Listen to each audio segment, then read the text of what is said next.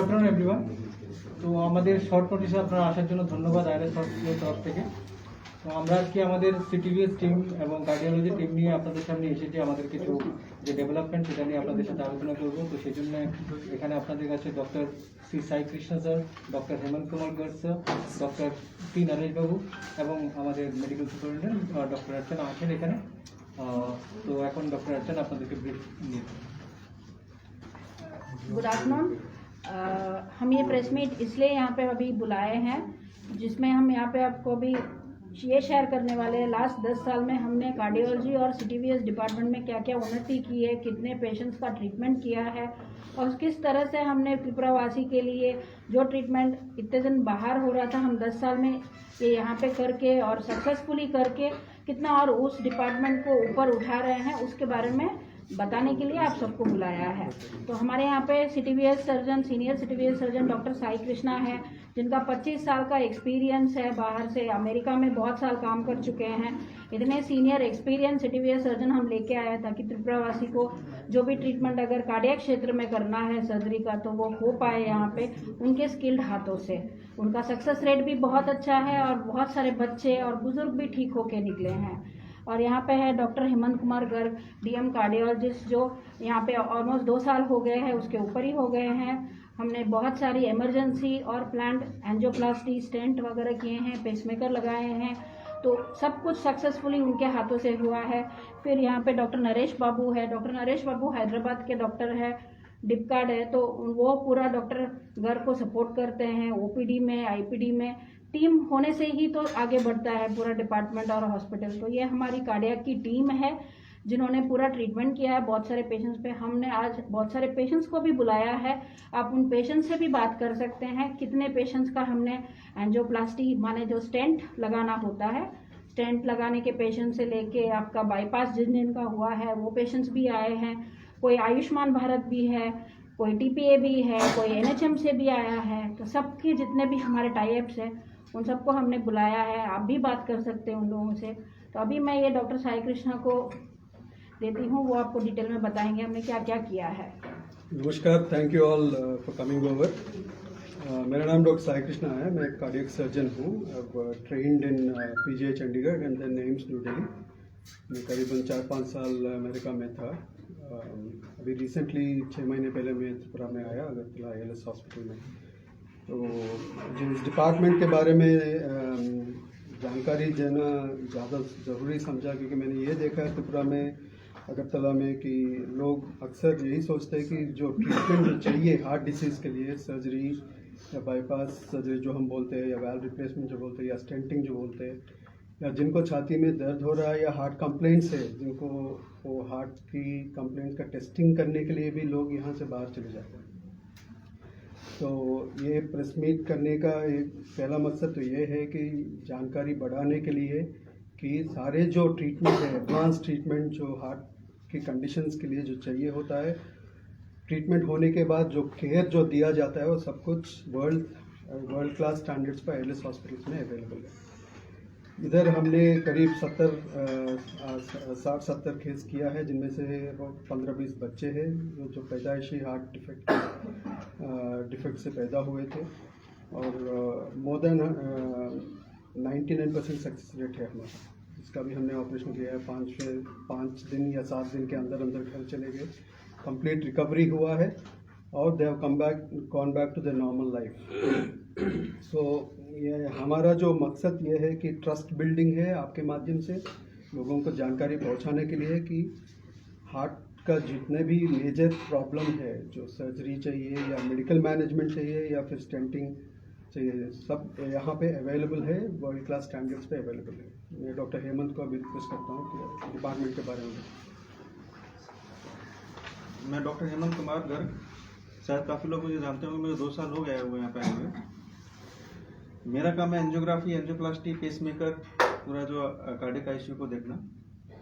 तो यहाँ पे जो पेसमेकर है, लोगों को लगता है कि पेसमेकर उम्र ज़्यादा है तो पेसमेकर नहीं लगता है। यहाँ पे हर महीने 10 से 12 पेसमेकर लगते हैं, और सबसे ज़्यादा 92 ईयर्स वाले को भी पेसमेकर लगा है, वो सक्सेसफुली डिस्चार्ज भी हुआ है। और जब से मैं आया हूँ 2 साल में लगभग 2000 के करीब एंजियोग्राफी हो चुकी हैं और लगभग 700-800 एंजियोप्लास्टी में कर चुका हूँ सक्सेस। तो आईसीडी भी लग चुके हैं, pacemaker single chamber double chamber हर तरह के लग चुके हैं। और सबसे बड़ी बात यह है कि त्रिपुरा में काफ़ी लोग गरीब हैं, तो आयुष्मान कार्ड, जो आयुष्मान कार्ड है, आयुष्मान कार्ड से एंजियोग्राफी और एंजियोप्लास्टी टोटली फ्री है। आईएलएस के बारे में थोड़ी सी भ्रांति है कि आईएलएस बहुत महंगा है। कार्डियोलॉजी में आयुष्मान में एंजियोग्राफी एंजियोप्लास्टी टोटली फ्री है। और दूसरी बात यह है कि कार्डियोलॉजी में पूरा पैकेज है, उसमें रेट ज़्यादा ऊपर कर ही नहीं सकते हैं। जो फिक्स बात हो गया वो उतने में ही होगा। जो हमारे जो फिक्स जो रेट्स हैं एंजियोग्राफी के, एंजियोप्लास्टी के, बाईपास के, वो कलकत्ता से एटलीस्ट 20% कम है, 20 से 30%। तो मुझे लगता है कि कार्डियोलॉजी के लिए मतलब त्रिपुरा किसी वासी को बाहर जाने की जरूरत है। मुझे लगता है कि जो कार्डियोलॉजी सेंटर है, जो यहाँ का जो कार्डियक सेंटर है, वो नॉर्थ ईस्ट में सबसे अच्छा है। नॉर्थ ईस्ट के जो 4-5 स्टेट लगा लीजिए, उस सब में मेरे हिसाब से लगता है नॉर्थ ईस्ट में बेस्ट कार्डियक केयर सेटअप है अभी एट प्रेजेंट में। ठीक है। नमस्कार, मैं डॉक्टर नरेश, मैं क्लिनिकल कार्डियोलॉजिस्ट हूँ। मैं जब से हम सभी जो टीम बना हुआ है, ये कोविड टाइम से बना हुआ है। जो कोविड टाइम में हम जो कार्डियक सर्विसेज लोग कहीं बाहर नहीं जा पाता है कहीं पे भी, ठीक है, उन लोग सबको यहाँ पे कार्डियक सर्विसेज सब मिला है। तो अवेयरनेस बहुत कम है लोगों को यहाँ पे कार्डियक किस तरह का टेस्ट होता है, किस तरह का ट्रीटमेंट होता है ना। किसी को लगता है कि यहाँ पे यहाँ से अच्छा किधर कहीं और होगा, है ना। हम पूरा वर्ल्ड में जो बेस्ट ट्रीटमेंट मोडालिटीज़ जो है वो सब हम यहाँ पे आईसीयूज़ में या हमारे कैथ लैब्स में, हमारे ओटीज़ में ये सब फॉलो करते हैं। डिफरेंस कुछ नहीं है। बाहर जैसे बोलते हैं कि बाहर का पहाड़ काफ़ी साफ नज़र आता है, ऐसा नहीं है। यहाँ पे भी सब टीम अवेलेबल है। तो हमारा मकसद ये है कि जानकारी पहुंचाना लोगों के पास कि हार्ट की बीमारी जो है उसको पहले पता कैसे करना है, पता कैसे चलेगा किसी को हार्ट को बीमारी है, साइंस एंड सिम्टम्स क्या है, जो अर्ली जो वार्निंग साइंस जो बोलते हैं। हर जो भी जिसका भी 40 साल से ज़्यादा उम्र है और शुगर अगर डायबिटीज़ है, हाइपरटेंशन है, फैमिली में किसी को है, दिल का बीमारी या दिल का दौरा पड़ा था, अगर उनको ज़्यादा सावधान रहना चाहिए। एक बार कम से कम साल में एक बार सारा टेस्ट करा लेना चाहिए, कोई शुगर कैसा है, बीपी कैसा है, कोलेस्ट्रॉल कैसा है। क्योंकि जो 40 साल की उम्र में अगर हम हेल्दी लाइफस्टाइल जो बोलते हैं तो शुरू करेंगे तो अगले 20 साल तक सेफ रहेंगे। तो हर छाती का दर्द हार्ट अटैक नहीं होता।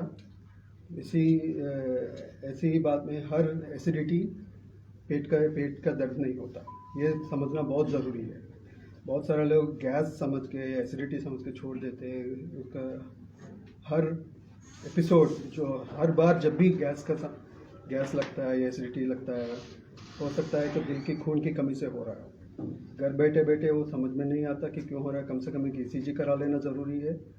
अगर रिस्क फैक्टर्स जैसे मैंने बोला है, कुछ लोग स्मोकर्स होते हैं या तंबाकू चबाते हैं, या 10 लोग जो स्मोक कर रहे हैं उनके बीच में बैठ के बाकियों का स्मोक पीते हैं, इन सब में रिस्क फैक्टर बन जाता है। और 40 साल की उम्र के ऊपर हर किसी को हार्ट अटैक का रिस्क उतना ही रहता है जितना है। हमें यही तब भी पता चलेगा जब हम कुछ टेस्ट करा लें। और एक बार टेस्ट करने के बाद मैंने काफ़ी इधर यही देखा है कि डर जाते हैं कि क्या हो जाएगा, सर्जरी या एंजियोप्लास्टी से क्या हो जाएगा। मैं तो यही बोलता हूँ हर पेशेंट से, आपको ये देखना है कि अगर आप कुछ करोगे नहीं, उससे तो बेहतर ही होगा ट्रीटमेंट कराने से। तो आपके माध्यम से बहुत पावरफुल मीडिया है, ये अवेयरनेस स्प्रेड करने के लिए हम लोग ये मीटिंग बुलाया है। आप अभी इन पेशेंट से भी बात कर सकते हैं। दूसरी बात मैं एक चीज़ बोलना चाहूँगा, हार्ट अटैक जिसको होता है हॉस्पिटल में तुरंत आना चाहिए। हार्ट अटैक में समय के साथ आदमी का मौत होने की संभावना बहुत ज़्यादा होती है। मैं यहाँ पे देख रहा हूँ, मैं 2 साल, लगभग 2 साल होने वाले हैं मुझे। यहाँ पे हार्ट अटैक वाला पेशेंट 1 दिन 2 दिन बाद हर जगह से घूम घूम के आता है। पहले इधर जाएगा, फिर उधर जाएगा, फिर उधर जाएगा, 4-5 डॉक्टरों को दिखाने के बाद आता है। उसका हार्ट भी उस समय तक डैमेज हुआ रहता है और फिर उसमें हार्ट भी फेल हो जाता है। तो बस मैं यही बोलना चाहूँगा कि अगर किसी को छाती में दर्द हुआ है, अगर ECG खराब आता है आपका, कहीं आप लोकल कहीं ECG किए हैं, तो आप तुरंत हॉस्पिटल आइए। इधर उधर टाइम खराब करने से उसको जान को भी खतरा रहता है और हार्ट भी हमेशा के लिए डैमेज हो जाता है। तो हार्ट अटैक जिसको भी छाती में दर्द हो रहा है, ECG खराब है, तो तुरंत हॉस्पिटल आना चाहिए। तो उसमें टाइम खराब नहीं करना है। ये हमारे कुछ पेशेंट्स है। ये सज्जल रॉय जी है, इनका 2 महीने पहले बाईपास सर्जरी हुआ था। এখানে আসুন স্যার, আপনি এখানে আসুন, এখানে এখানে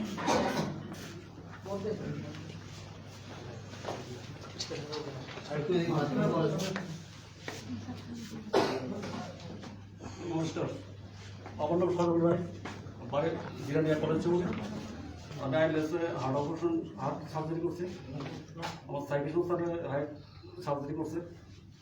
আমার 6 দিনের মধ্যে আমার ভালো গিয়েছে। ওরা আইলেসে পরিষেবা খুব ভালো, নার্সেরা খুব ভালো আমার ইয়ে করছে, যত্ন করছে, পরিষেবা করছে। এই তোমার আমি আয়ুষ্মান কার্ডে আমি বসি, আয়ুষ্মান কার্ড আমি এখন মাগনা করছি। এখন কেমন আছে? হ্যাঁ, এখন ভালো আছে।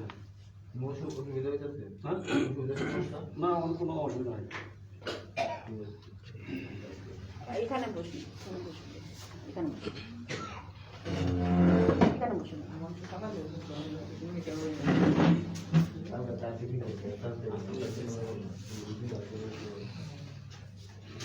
इनका नाम सविता रानी है। इनका हार्ट वाल्व में ब्लॉकेज था। तो दिल में 4 कमरे होते हैं, लेफ्ट साइड के 2 होते हैं, राइट साइड के 2 होते हैं।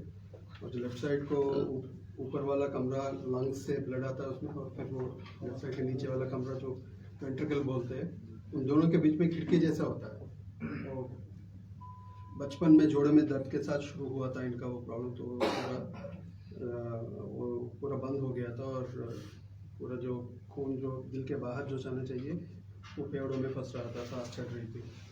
और बाकी बॉडी को खून ना मिलने की वजह से कुछ कर पा नहीं रही थी काम वगैरह। हमने अक्टूबर में किया था, है ना? बोल কি হয়েছিল আপনার, এখন কিরকম হয়েছে? आंखे ऑपरेशन खाई माने तक सक्सेस उनखा गाहाम नंग दंखा गे सार नि बांगले आं तब कहा नंगा दंगा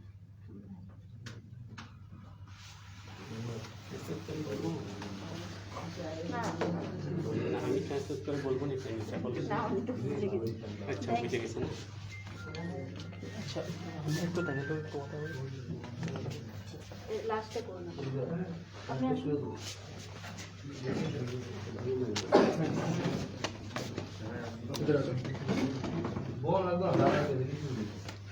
নমস্কার, আমি বিপুল চক্রবর্তী। আমার 15 তারিখ, জানুয়ারি 15 তারিখ হার্ট ব্লক হয়েছিল। তখন আমি তাড়াতাড়ি আইলেসে আসছি। আবার পরে আমার চেক আপ হয়েছে, চেক আপ করে আমি দেখা গেছে আমার হার্ট ব্লক। তখন আমরা স্যার আমার ইয়ে করছে, করার পর আমি এখন সুস্থ আছি। আমি 3 দিনে বাড়ি ফিরেছি, তখন আমার কোনো প্রবলেম নেই, চলাচল করতে কোনো অসুবিধা হয় না। এখন আমি আজকেও আমি কাজকর্ম করছি, আমার কোনো অসুবিধা হচ্ছে না।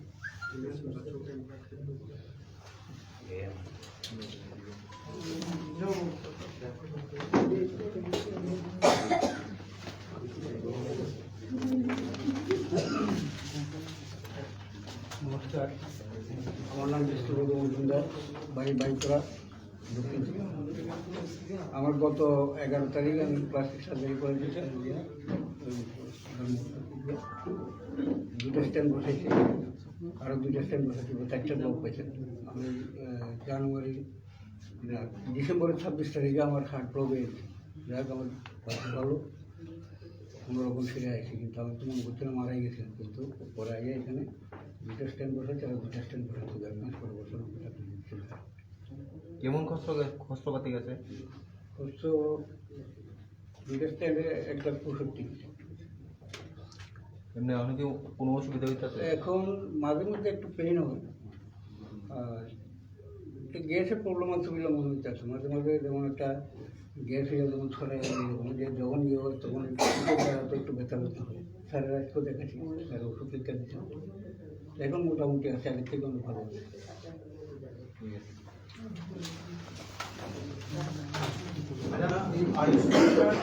कोई पैसा नहीं लगता है मैं बोल रही हूँ उसका एंजियोप्लास्टी एंजियोग्राफी दोनों के लिए पैसा नहीं होता। मैं बोल रही हूँ हमारे ILS हॉस्पिटल जो है आयुष्मान भारत स्कीम जब से स्टार्ट किया था प्राइम मिनिस्टर ने तब से हमने आयुष्मान भारत स्कीम लिया था कार्डियोलॉजी और कार्डियोवास्कुलर सर्जरी के लिए।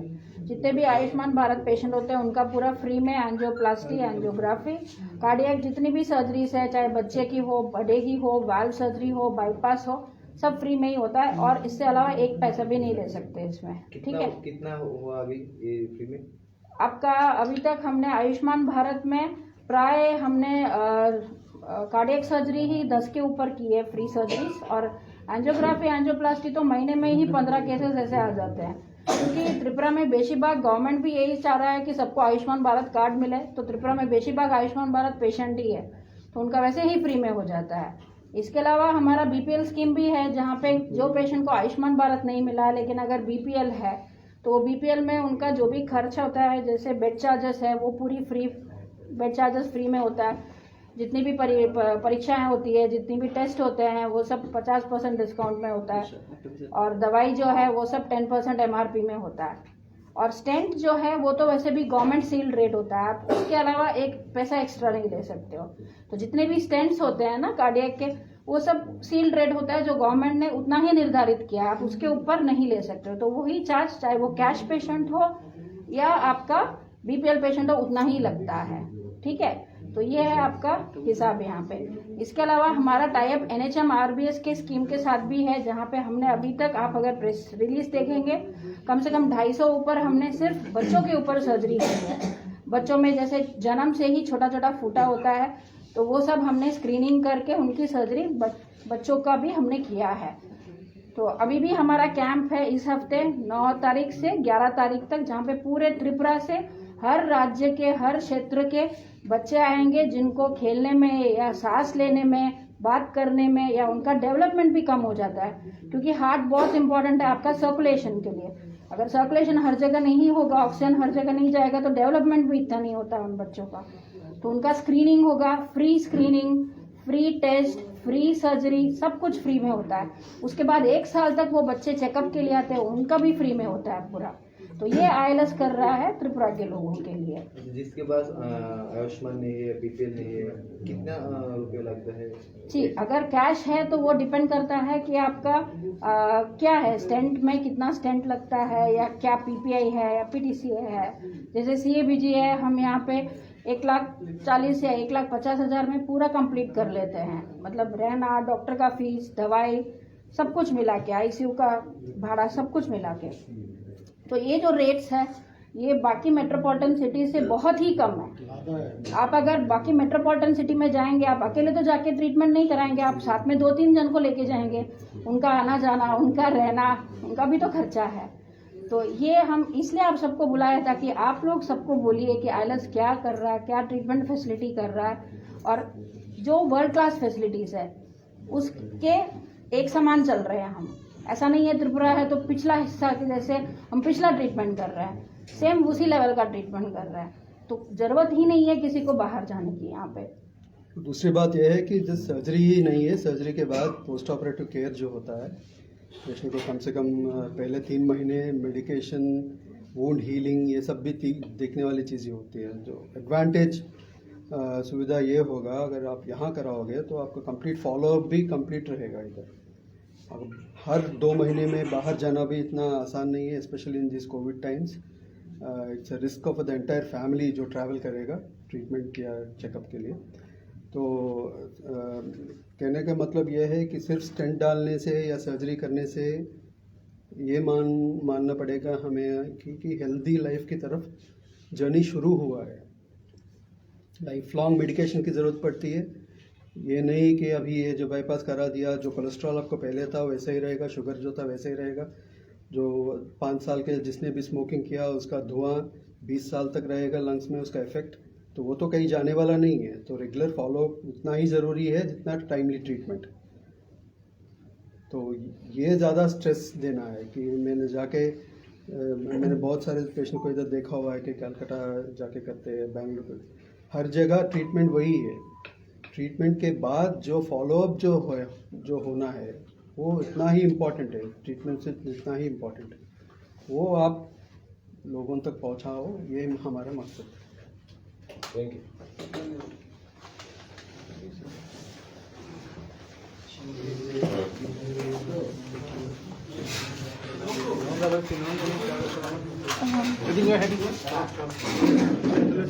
আমরা একেবারেই আইএলএসে দেখানোর চেষ্টা করেছি আপনাদের যে রোগীরা সেখানে চিকিৎসা করিয়ে সুস্থ হয়েছেন তাদের সাথে আমরা কথা বলার চেষ্টা করব।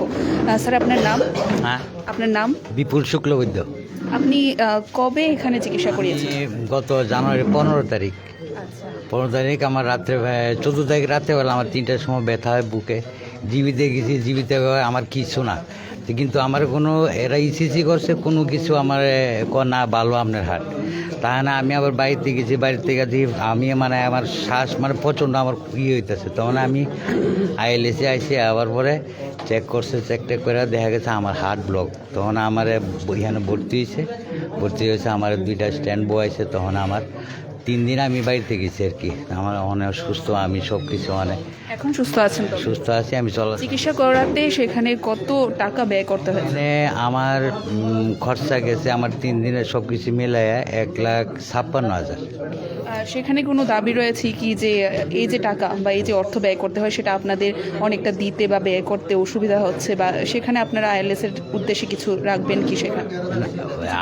মানে আমি তো ওখানে যে অবস্থা, আমার তো সংসার, আমি একা, কিন্তু আমার ফ্যামিলির যদি আমার টাকা বুঝে যেমনি আমার আলাদ বরাদ করেও আমার চালাই দিব, নাহলে তো আমার ফ্যামিলি সব বয়ে যাবে। যার কারণে আমার যে ফ্যামিলি আমার এই টাকাটা করে দিছে, তারাও কিছু কম রাখছে, তারা আমার থেকে মোটামুটি 5,000 টাকার মতো কম রাখছে। আপনার আয়ুষ্মান ভারত বা নাই, কিছু নাই, নাই না। অবশ্যই আমরা দেখতে পেয়েছি, আমরা প্রত্যেকের সাথে কথা বলার চেষ্টা করব। আরও একজন রুগী রয়েছে এবং যতটুকু খবর রয়েছে উনি আয়ুষ্মান ভারত, ওনার আয়ুষ্মান ভারতের আওতায় ছিল না আওতায় ছিল না আমরা। আচ্ছা, তো আপনারা কবে সেখানে অর্থাৎ আইএলএসের চিকিৎসার জন্য এসেছিলেন?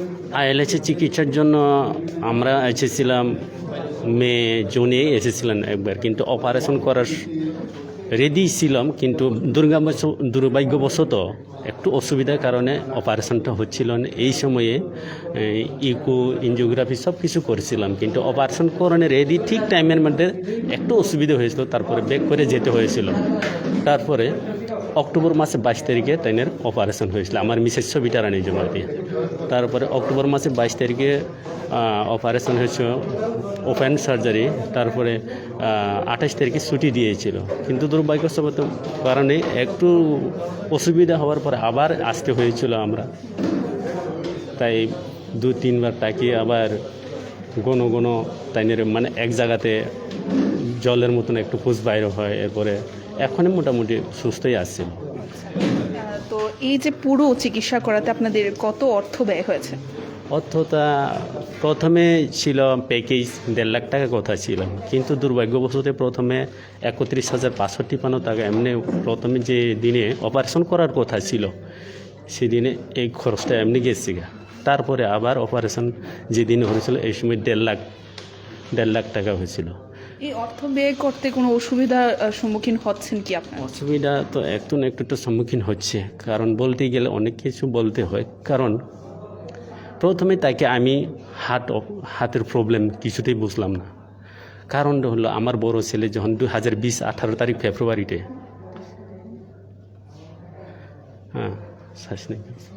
অবশ্যই আমরা আরও যারা চিকিৎসা করেছেন আইএলএস হাসপাতালে রোগীরা, তাদের সাথে কথা বলার চেষ্টা করছি। আপনার নাম? আমার নাম সজল রায়, বাড়ি কলেজচৌনি জিরানিয়া। আপনি কি কোনো আয়ুষ্মান ভারতের? আমি আয়ুষ্মান ভারত আওতায় ছিলাম। তো কি সুযোগ সুবিধা পেয়েছেন আইএলএস? সব দিকে সুবিধা হয়েছে, সব দিকে ওষুধ তখন বেড ভাড়া সব কিছুই ফ্রি হয়েছে। আচ্ছা, তো কেমন এখন সুস্থ রয়েছেন? এখন আগের থেকে অনেক ভালো। আচ্ছা, কি বলবেন আইএলএস এর পরিষেবাকে নিয়ে? পরিষেবা খুব ভালো, পরিষেবা নার্স টার্স আছে, ডাক্তার খুব ভালো ইয়ে করছে পরিষেবা। স্বচ্ছতা পরিচ্ছন্নতা পরিষ্কার পরিচ্ছন্ন কি নিয়ে কি বলবেন? হ্যাঁ, খুব সুন্দর। আচ্ছা আপনার চিকিৎসায় মোট কত অর্থ ব্যয় হয়েছে আপনার? অত তো আমার নিজের, এমনি তো কোনো টাকা লাগছে না, আমি সার্জারি করতে টাকা লাগছে না, এটা আয়ুষ্মান ভারত থেকে হয়েছে। কারণ নিজে আসা যাওয়া কিছু তোমার মনে করেন 30-40 হাজার টাকা লাগছে নিজের, আর বাকিটা সব কিছু আমি ফ্রি পাইছি। এখানে তো ভর্তিকালীন 1 টাকাও লাগছে না, বা ডাক্তার ইয়ে করছে, আমাদের অপারেশন করছে 1 টাকা চার্জ নিছে না, ওষুধপত্র সব কিছু ফ্রি হয়েছে। কি অসুবিধা ছিল আপনার? ওই বুকে ব্যথা আছে সাইডে। আচ্ছা ডাক্তারের নাম? সাইকৃষ্ণ স্যার। আচ্ছা অসংখ্য ধন্যবাদ। একেবারেই আমরা আইএলএস হাসপাতালে আজকে আইএলএস হাসপাতালের আমাদের রাজ্যে যে পরিষেবা দিচ্ছে রোগীরা যারা রয়েছে, রোগীর পরিবারদের, সেই বিষয়টি আমরা তুলে ধরার চেষ্টা করেছি এবং আইএলএস হাসপাতালের যারা ডাক্তাররা রয়েছেন তারাও কোন কোন দিক থেকে সেখানে সফলতা অর্জন করেছে সমস্তটা বিষয় তুলে ধরেছেন। এখনকার মতো আমাদের এই লাইভ অনুষ্ঠান আমরা এখানেই শেষ করব। পরবর্তী বিভিন্ন আপডেটস দেখতে অবশ্যই চোখ রাখবেন সোশ্যাল বাংলার পর্দায়। আইএলএস থেকে ক্যামেরায় বিকাশের সাথে আমি রয়েছি পূজা, দ্য সোশ্যাল বাংলা।